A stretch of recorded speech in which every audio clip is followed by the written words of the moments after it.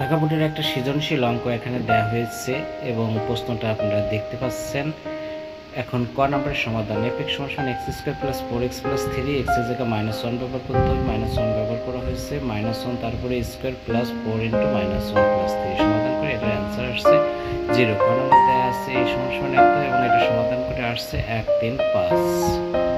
P A নির্ণয় করার কথা বলা হয়েছে। এখানে উপস্থিত নির্ণয় করার জন্য প্রথমে এক একটা করে লেখা হয়েছে।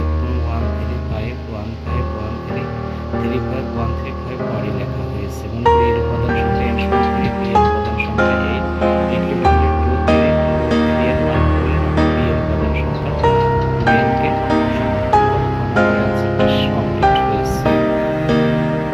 গ নম্বরের পঞ্চম প্রশ্নটা দেখানো হয়েছে। এখানে গ নম্বরের প্রমাণ করার কথা বলা হয়েছে।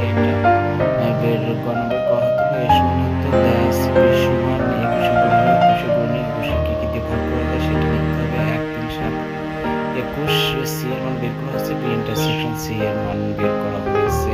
তারপরে প্রশ্ন ছিল এ গুণ বি এটা বের নির্ণয় করা হয়েছে। তারপরে বি গুণ সি বের করা হয়েছে।